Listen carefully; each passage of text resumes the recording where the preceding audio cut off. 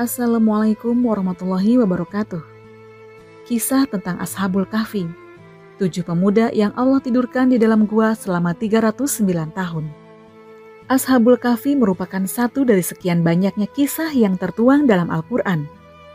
Kisah Ashabul Kahfi yang berarti penghuni gua ini bercerita tentang pemuda-pemuda yang terjebak dalam gua untuk menyelamatkan diri dari kekejaman pemerintahan seorang raja, yaitu Raja Dqyanus.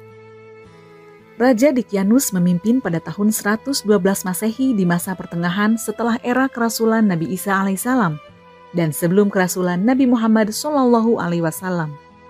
Kekejaman Raja Dqyanus ini berupa ancaman hukuman mati bagi siapa saja yang menentangnya dan tidak mau menganut apa yang dipahaminya.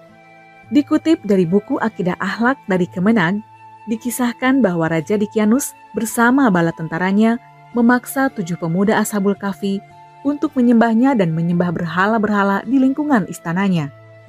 Namun, 7 pemuda beriman ini tetap teguh pada pendiriannya. Kemudian Allah Subhanahu wa Ta'ala menyelamatkan iman dan tauhid mereka dengan cara melarikan diri dari kekejaman Raja Dqyanus. Banyak yang berpendapat lokasi gua tempat tertidurnya Ashabul Kahfi terdapat di Yordania, di perkampungan Al-Rajib atau dalam Al-Quran disebut Al-Rakim, yang berjarak 1,5 km dari kota Abu Alanda dekat kota Amman, Yordania. Raja Abdullah II, yaitu Raja Yordania, telah meresmikan untuk mendirikan di muka gua Ashabul Kahfi masjid dan ma'had yang diberi nama Masjid Ashabul Kahfi. Mulanya Dqyanus ialah seorang penyembah berhala yang sangat fanatik. Ia menyebar mata-mata ke seluruh negeri Syam untuk mengetahui orang-orang yang tidak menyembah berhala. Jika ia menemukan orang yang tidak menyembah berhala seperti yang Dqyanus lakukan, maka mereka akan diseret ke hadapan Dqyanus. Mereka yang tidak menyembah berhala akan diseret ke alun-alun dan dipenggal di sana. Dqyanus ialah manusia dengan hati bagai batu. Dia tertawa lebar menyaksikan jerit dan tangisan keluarga yang ditinggal dan disaksikan oleh seluruh penduduk Syam.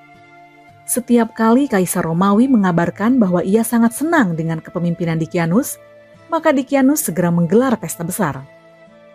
Suatu hari Dqyanus mengadakan pesta pernikahan besar. Ia mengundang seluruh rakyatnya untuk hadir tanpa terkecuali. Seluruh penduduk diperintahkan agar menghias rumahnya dengan lampu-lampu yang cantik. Hari yang dinanti pun tiba. Orang-orang berkumpul di sekitar istana yang dikelilingi sebuah parit yang sangat lebar. Mereka menari dan bernyanyi bersama. Sementara itu para menteri memadati istana. Tidak lama kemudian muncullah Dqyanus dan mempelai wanitanya yang disambut meriah dengan sorak tepuk tangan. Dqyanus kemudian duduk dengan khusyuk di hadapan berhala yang berada di tengah-tengah istana. Suasana pun menjadi senyap. Dqyanus menyembah berhala itu lalu kemudian menyerahkan sesembahan, lalu kembali bersujud pada patung yang terbuat dari emas itu. Dia kemudian duduk dalam singgasananya menyaksikan para menteri dan rakyatnya silih berganti menyembah berhala.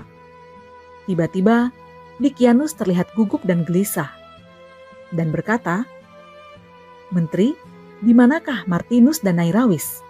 Tanpa mereka sadari, Martinus dan Nairawis ternyata telah meninggalkan pesta lebih awal. Martinus dan Nairawis adalah 2 orang dari ke-7 Ashabul Kahfi. Ketika Martinus pulang ke rumahnya, ia langsung berhadapan dengan ayahnya dengan wajah merah padam. Martinus segera menghindar, namun ayahnya menarik kerah bajunya dan memarahi anaknya atas kekecewaan terhadap perilakunya sewaktu berada di istana. Martinus kemudian mengurung diri di kamarnya, menangis terseduh-seduh. Dia merasa diasingkan oleh seluruh penduduk negeri, bahkan oleh ayahnya sendiri, yang amat ia sayangi yang bernama Nastas, salah seorang menteri dari Dqyanus. Sedangkan Nairawis adalah anak dari menteri kepercayaan Dqyanus, yaitu Kaludius.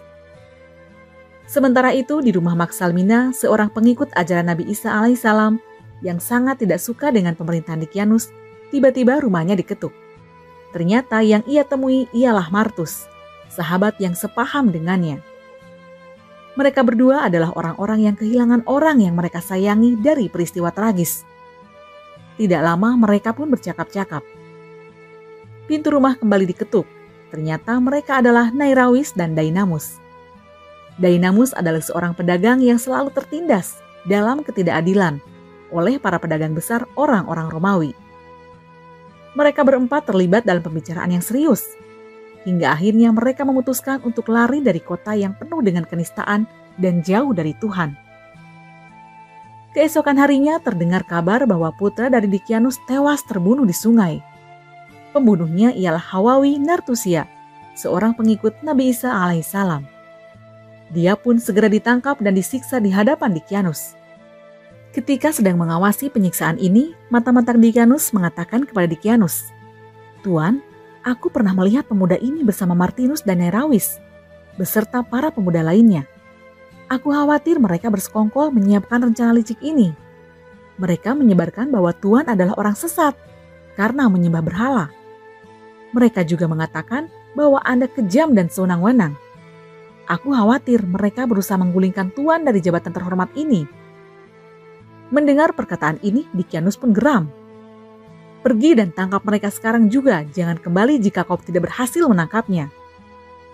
Di antara para pejabat Dicyanus ada yang simpati terhadap nasib Martus dan Nerawis. Kabar ini pun tersampaikan ke telinga Martinus. Mereka berenam sepakat untuk melarikan diri ke negeri terdekat, Ar-Rakim.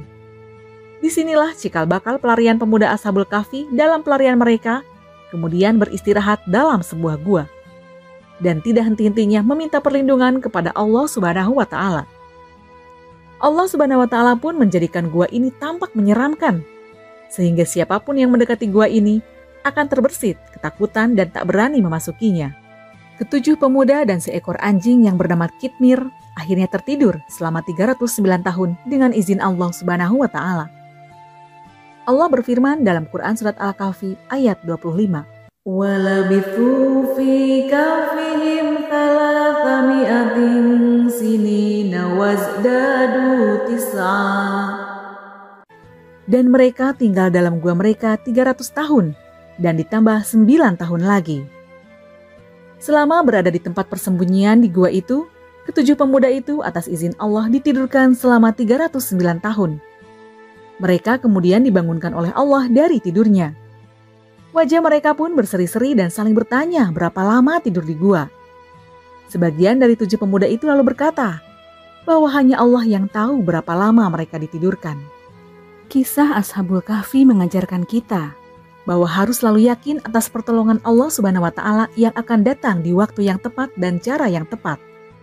Bahkan dalam waktu dan cara yang paling kita anggap mustahil sekalipun. Bagi Allah, tidak ada hal yang mustahil, karena Allah adalah zat yang maha kuasa atas segala sesuatu di muka bumi ini. Semoga bermanfaat. Wallahu a'lam bishawab.